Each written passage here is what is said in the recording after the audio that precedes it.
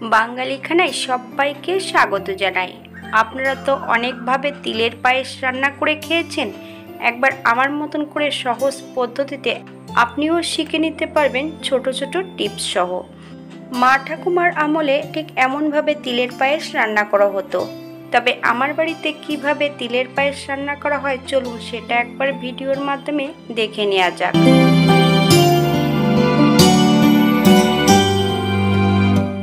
আজকে রান্না করব তিলের পায়েস।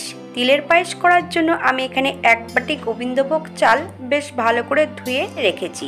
1 বাটি তিলের খোসাটা বেশ ভালো করে পরিষ্কার করে নিয়েছি, বা ছোট ছোট কাকড় যদি থাকে আপনারা এগুলো পরিষ্কার করে নেবেন। একটা গোটা নারকেল নিয়ে নিয়েছি, নারকেলটাকে বেশ মিহি করে কুড়িয়ে নিতে হবে। আমি এখানে তিল নিয়েছি কাল তিল, আপনারা সাদা তিল দিয়েও এগুলো রান্না করতে পারেন। দেশি চালেও আপনারা এটা রান্না করতে পারেন, গোবিন্দভোগ চালের প্রয়োজন হবে না। এই পর্যায়ে একটা কড়াইতে তিলগুলো 2 থেকে 3 মিনিটের মতন মিডিয়াম আঁচে ভেজে নিতে হবে। হাই ফ্লেমে ভেজে নিলে তিলগুলো পুড়ে যেতে পারে।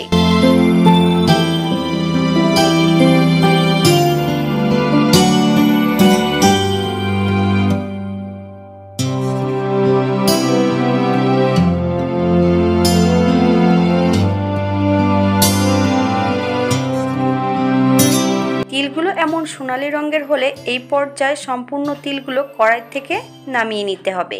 আমি এই পর্যায়ে সম্পূর্ণ তিলগুলো একটা পাত্রে তুলে নেব। একই কড়াইতে সম্পূর্ণ গোবিন্দভোগ চালটা অ্যাড করব। যে বাটি মেপে আমি চাল দিয়েছি সেই বাটি মেপে 3 বাটি জল অ্যাড করব। আপনারা যদি দুধ দিয়ে রান্না করতে চান তাহলে দুধ দিয়ে রান্না করতে পারেন, তবে তিলের পায়েস কিন্তু জল দিয়েই রান্না করা হয়। পুরোনো দিনে কিন্তু তিলের পায়েস জল দিয়েই রান্না করা হতো। এই পর্যায়ে আমি অ্যাড করব 1/2 চামচ নুন। আপনারা স্বাদ অনুসারে নুনটা অ্যাড করবেন। 7 থেকে 8 মিনিট চালগুলো মিডিয়াম আঁচে ফুটিয়ে নিতে হবে।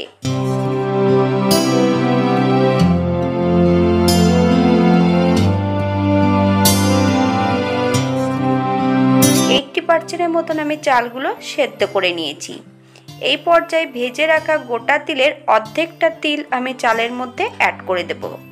কুড়িয়ে রাখা নারকেলের অর্ধেকটা নারকেল একই সঙ্গে অ্যাড করব।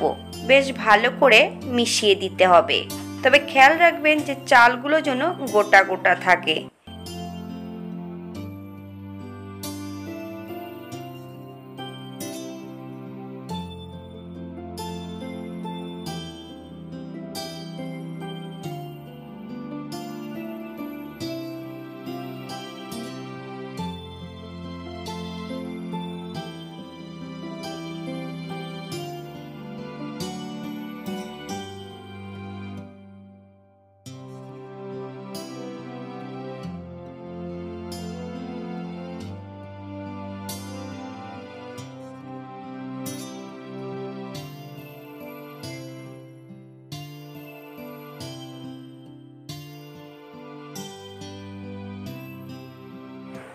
এই পর্যায়ে অর্ধেকটা তিল আর অর্ধেকটা নারকেল বেশ মিহি করে বেটে নিতে হবে।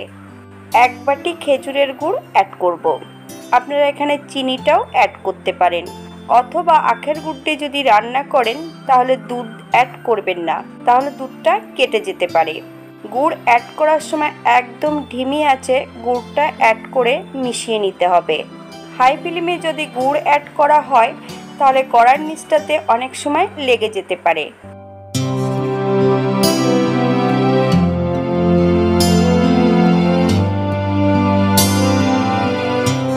এই পর্যায়ে অ্যাড করতে হবে নারকেল ও তিল একসঙ্গে বেটে রাখা সম্পূর্ণ নারকেল তিলটা অ্যাড করব। একদম ধিমি আঁচে 2 থেকে 3 মিনিটের মতন বেশ নেড়ে চেড়ে মিশিয়ে দিতে হবে। হাতে যদি সময় থাকে তাহলে একটা লাইক কমেন্ট করবেন। যদি ভিডিওটি ভালো লেগে থাকে চ্যানেলটি সাবস্ক্রাইব করে পাশে থাকবেন। পাশে থাকা বেলটি বাজিয়ে দেবেন, নইলে নিত্য নতুন রান্নার নোটিফিকেশন পাবেন না।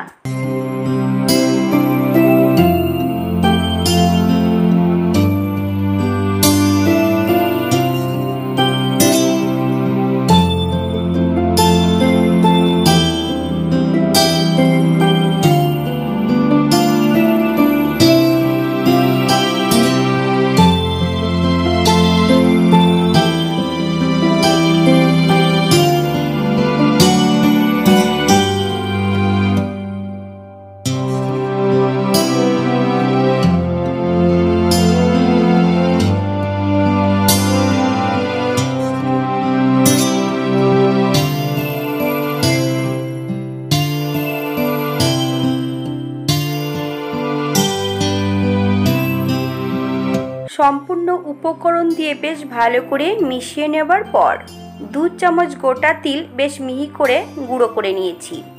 সম্পূর্ণ তিলের গুঁড়োটা এই পর্যায়ে অ্যাড করব। আপনারা যদি পছন্দ করেন তাহলে পরিমাণে বাড়িয়ে দিতে পারেন। তিলগুলো কিন্তু ভাজা হতে হবে। এই পর্যায়ে 5 মিনিটের জন্য স্ট্যান্ডিং টাইম দিতে হবে, তারপর সার্ভ করব।